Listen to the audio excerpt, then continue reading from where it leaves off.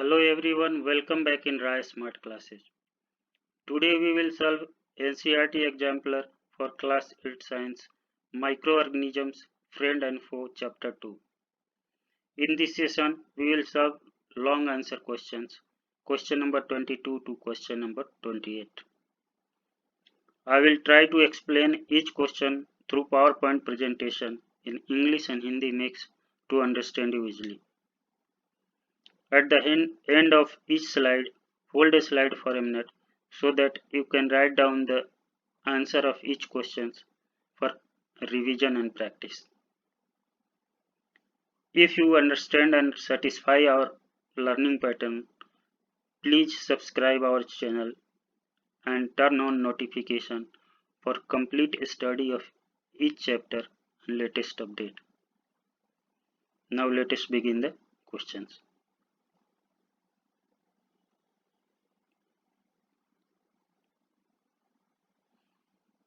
Question number 22. इससे पहले के क्वेश्चंस हमने पीछे के वीडियो में कराए हैं, आप वहां से देख सकते हैं और समझ सकते हैं। आज हम यहाँ लॉन्ग आंसर और इसके बारे में बात करते हैं। तो क्या करें? Observe the figure 2.1 and answer the following. ये फिगर दिया हुआ है और हमें आंसर क्या है? Right the name of disease. ये क्या है? ये किस चीज का है? ये लेडी फिंगर, भिंडी का पौधा है। अब ये भिंडी का पौधा ग्रीन से येलोइश कलर में, तो क्या है? ये yellow vein mosaic of lady finger और ओकरा। लेडी फिंगर को ओकरा भी बोलते हैं। इस डिजीज को क्या बोलते हैं? Yellow vein mosaic of ladies finger. Name the causative agent of this disease. जो कॉस्टिव किसके चलते होता है? तो वायरस के चलते होता है। The disease is caused by virus called yellow vein mosaic virus. जो ये येलो कलर की हो जाते हैं लेडी फिंगर की ये जो पौधे, वो due to yellow vein mosaic virus के चलते होते हैं। How does the disease spread from one plant to another. एक प्लांट से दूसरे प्लांट में ये डिजीज कैसे फैलता है? This disease spread from one plant by insects. क्या है? इस प्लांट पे इंसेक्ट बैठेगा तो उसके अंदर वायरस चला जाएगा, फिर ये दूसरे प्लांट पे बैठेगा तो उस इंसेक्ट से फिर उसके पे आ जाएगा। तो स्प्रेड किससे होता है? Through insect. Name any two plant disease and the microbes that cause them. कोई भी दो प्लांट डिजीज और माइक्रोब्स को जिसके चलते होता है बताएं। तो क्या? Citrus canker caused by bacteria, rust of wheat caused by fungus. तो दैट इज दो प्लांट जो सिट्रस कैंकर ये बैक्टीरिया के थ्रू होता है और रस्ट ऑफ व्हीट फंगस के थ्रू होता है।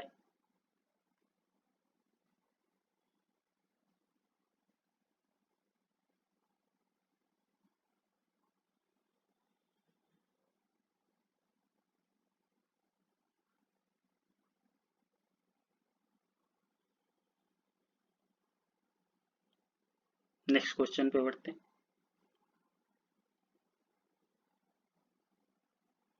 Question number 23। How do vaccine work. Vaccine कैसे काम करता है? वैक्सीन क्या है? वैक्सीन हमें ताकत देता है। वैक्सीन कैसे हो? जो वीक या डेड होते हैं वो उसको हमारे बॉडी में इंजेक्ट किया जाता है, जिससे कि उसकी हमारी बॉडी की जो क्षमता है बढ़ जाते हैं। When disease carrying microbe enter our body the body produce antibodies to fight the invader. जब क्या होता है? डिजीज कैरिंग माइक्रोब जब हमारे बॉडी के अंदर जाता है तो क्या बॉडी प्रोड्यूस करता है? Antibodies to fight the invader. उससे the body also remembers how to fight the microbe if it enter again. Body को पता चल जाता है कि अगर वो आता है दूसरी बार तो हम कैसे फाइट करें? If dead or weakened microbes are introduced into a healthy body, the body fights and kills the invading bacteria by producing suitable antibodies. हमने अभी बताया ना वैक्सीन क्या है, डेड या वीकेंड माइक्रोब्स को हमारे बॉडी में इंसर्ट करते हैं जिससे कि हमारी बॉडी उससे उस तरह की बैक्टीरिया से या माइक्रोब से लड़ने की क्षमता, तो हमारे को एंटीबॉडीज मिल जाता है जिससे कि वो लड़ सके अगर वो इंटर करता है. The antibody remain in the body and we are protected from the disease causing microbes forever. जो एंटीबॉडी है हमारे बॉडी में हमेशा रहता है जिससे कि डिजीज को भी जब भी होगा तो this is how a vaccine works.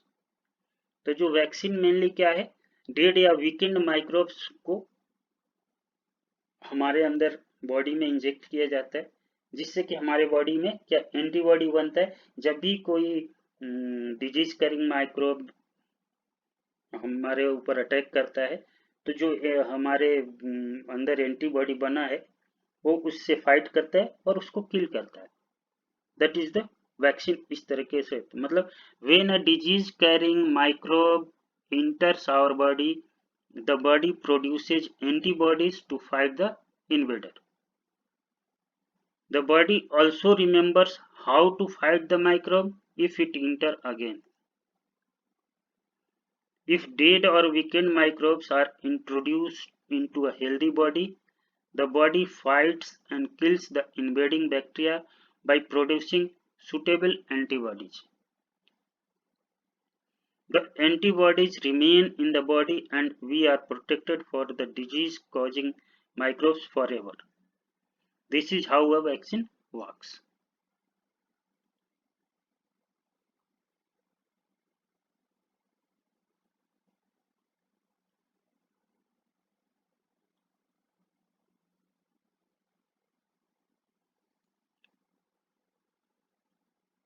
Next question पे बढ़ते.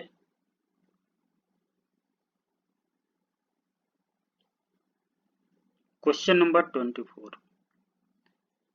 क्या कर रहा है? Observe the setup given in figure 2.2 and answer the following. हमारे को एक सेटअप दिया हुआ है, इसमें क्या है, warm sugar solution plus yeast, यहाँ पे ये लाइम वाटर है. अब ये what happen to the sugar solution in a, इसमें शुगर जो सॉल्यूशन है क्या हो रहा है, जब ईस्ट हमने शुगर सॉल्यूशन में डाला तो क्या होगा, फर्मेंट होगा, फर्मेंट होके अल्कोहल में कन्वर्ट होगा एंड कार्बन डाइऑक्साइड रिलीज हो जाएगा. Yeast fermented sugar to convert it to alcohol and carbon dioxide is released. ये जो शुगर सॉल्यूशन है ये अल्कोहल में कन्वर्ट होगा, जब कन्वर्जन होगा तो कार्बन डाइऑक्साइड रिलीज होगा. तो ये रिलीज होगा. Which gas is released in A, carbon dioxide. What changes will you observe in B when the released gas passing through it. Lime water solution में जब पासिंग होगा तो क्या होगा, टर्न मिल्की हो जाएगा. Carbon dioxide converts lime water milky. That is the indication कि carbon dioxide lime water में पास किया. तो जब भी ये सॉल्यूशन शुगर सॉल्यूशन में हम ईस्ट डालेंगे तो ईस्ट क्या करेगा, शुगर को अल्कोहल में कन्वर्ट करेगा. जब अल्कोहल में कन्वर्ट होगा तो कार्बन डाइऑक्साइड रिलीज करेगा. कार्बन डाइऑक्साइड अगर रिलीज करता है और अगर उसको लाइम वाटर में पास करते हैं तो क्या होगा, lime water turns milky. Milky मतलब दूध के कलर का हो जाना.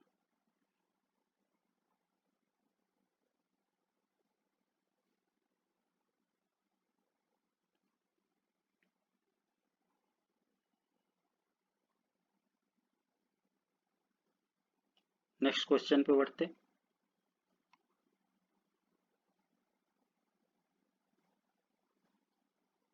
Question number 25. Observe the figure 2.3 and answer the following questions. ये फिगर दिया हुआ है क्या है, name the micro organism and the group to which it belongs. हमें ये कौन सा माइक्रो ऑर्गेनिज्म है और किस ग्रुप में बिलोंग करता है। तो क्या है, किस चीज का इमेज है, ब्रेड मोल्ड का। ब्रेड मोल्ड क्या है, किस ग्रुप में आता है, फंगस। तो the image is bread mould, it is a fungus, fungi होते हैं। Name of the food item on which the organism grow, ये name the food item on which the organism grow, food item बताइए। It grows on moist and stale bread, कहाँ, जब moist जगह हो और steel bread होते हैं वहां पे ये ग्रोज करता है। Does it grow well in dry और in moist condition, only it grow well in moist condition, dry condition में नहीं होता है। Is it safe to eat infected bread, no, it is not safe to eat infected bread because fungus produce a poisonous substance which will spoil the food. क्यों, क्योंकि fungus जो है poisonous substance produce करता है जिससे कि food खराब हो जाता है।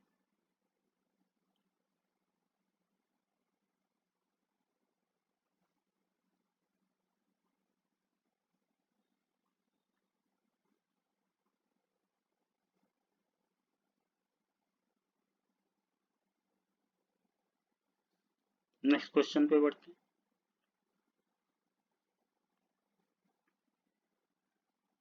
Question number 26, give reasons for the following, हमारे को दिया हुआ है उसके बारे में बताना। क्या है, a fresh milk is boiled before consumption while processed milk stored in packets can be consumed without boiling। जो हम फ्रेश मिल्क लेते हैं उसको कंजम्पशन से पहले गर्म करते हैं, जबकि जो प्रोसेस मिल्क होता है जो पैकेट में आता है उसको हम बिना बॉइलिंग के भी यूज कर सकते हैं। क्यों, fresh milk is boiled to kill the harmful microorganism in the milk. Fresh milk को इसलिए बॉयल करते हैं क्योंकि जो हार्मफुल माइक्रो ऑर्गेनिज्म है उसको जब बॉइलिंग होगा तो किल करें। पैक्ड मिल्क इज पास्चुराइज, पास्चुराइजेशन क्या है, एक ही बार हाई टेम्परेचर करके और तुरंत उसको चिल कर देना। Hence there is no need to boil the pasteurise milk, क्योंकि ऑलरेडी वो पास्चुराइज है, मतलब कि हाई टेम्परेचर पर जाके कूलिंग होके पैक हुआ है तो उसको दोबारा करने की जरूरत नहीं है। That means fresh milk is boiled to kill the harmful microorganisms in the milk. Packed milk is pasteurised, hence there is no need to boil the pasteurized milk। Next क्या करें, raw vegetables and fruits are kept in refrigerator whereas jams and pickles can be kept outside। हम जो raw vegetable और fruit को refrigerator में रखते हैं जबकि जैम और पिकल्स को बाहर रखते हैं। क्यों, क्यों, क्योंकि raw vegetable easily get infected by microbes, जो raw vegetable से माइक्रोब से इजिली इन्फेक्ट हो सकते हैं। Hence they are kept in the refrigerator as low temperature inhibit the growth of microorganism। जब लो टेम्परेचर पे रहेगा तो क्या होगा, माइक्रोऑर्गेनिज्म का ग्रोथ नहीं होगा। और in jam and pickle they are sugar and salt which act as preservative. जो जैम और पिकल है उसमें क्या है, शुगर और साल्ट डाला हुआ रहता है, वो ऑलरेडी प्रिजर्वेटिव का काम करता है जिससे कि माइक्रोऑर्गेनिज्म का ग्रोथ नहीं हो सकता है। Hence they do not get infected easily, जब उसके अंदर प्रिजर्वेटिव शुगर और salt act as a preservative, इसलिए वो इजिली इन्फेक्ट नहीं होता है, इसलिए उसको आउटसाइड भी रख सकते हैं। That means raw vegetables easily get infected by microbes, hence they are kept in the refrigerator as low temperature inhibits the growth of microorganisms। In jams and pickle they are sugar and salt which acts as preservatives, hence they do not get infected easily।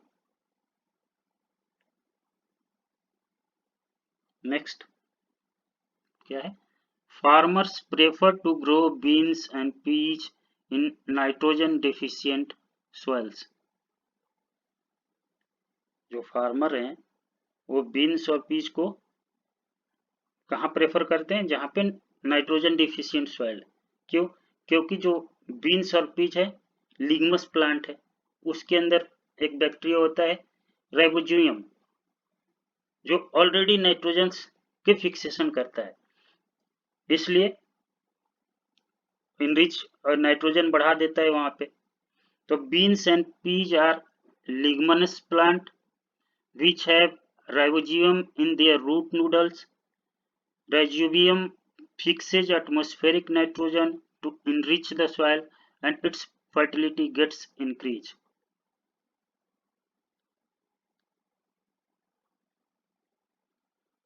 Next क्या?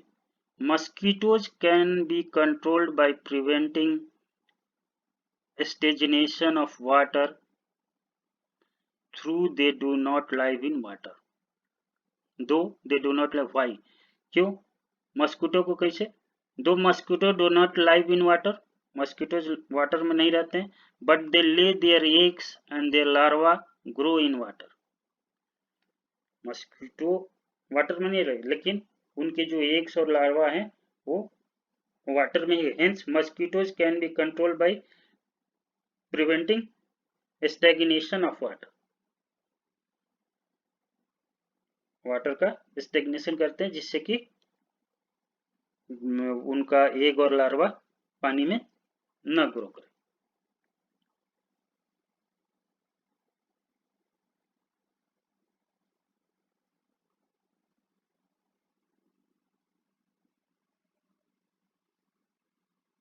Next question पे बढ़ते हैं।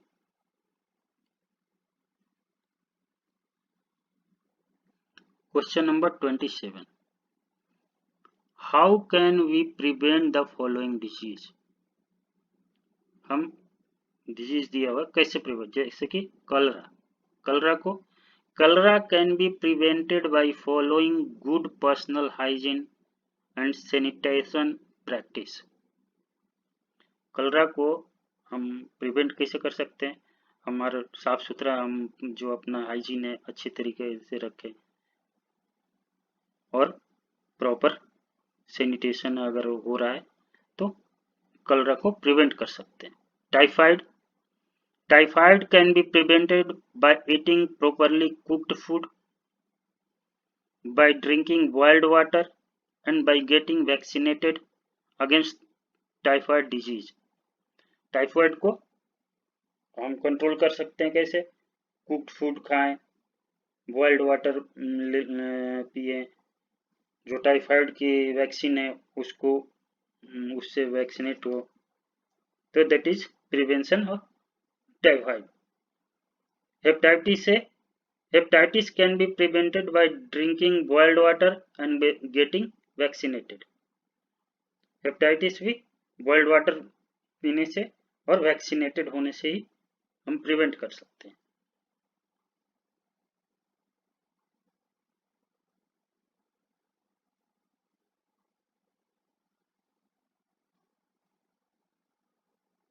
Next question पे बढ़ते हैं।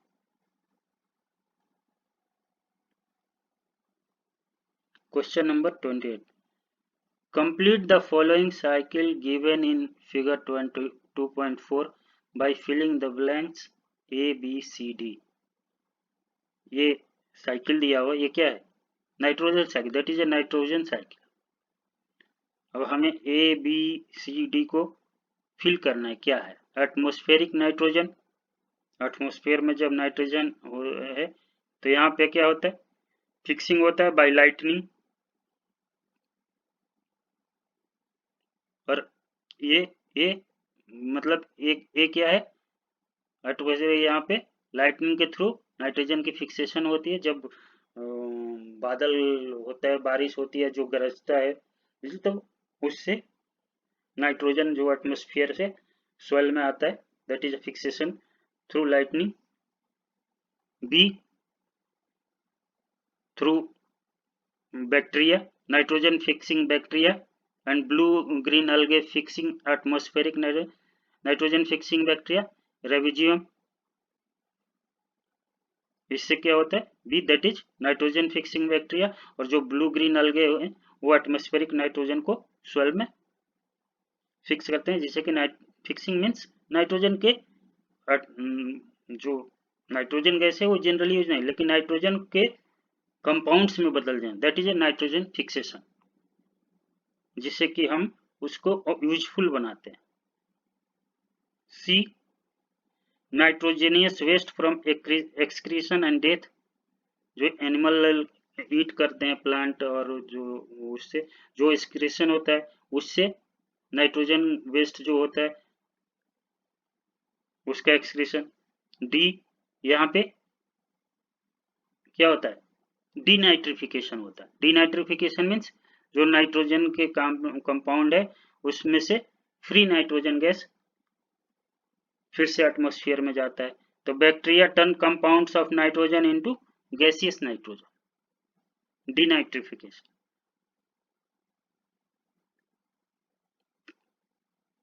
तो आज ये एनसीईआरटी एग्जाम्पलर जो है चैप्टर 2 का कंप्लीट हो रहा है। अब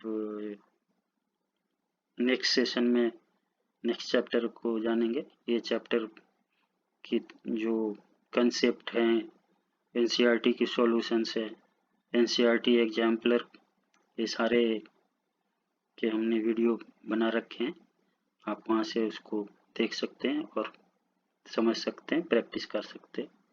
हम नेक्स्ट सेशन में इससे आगे नेक्स्ट चैप्टर पढ़ेंगे।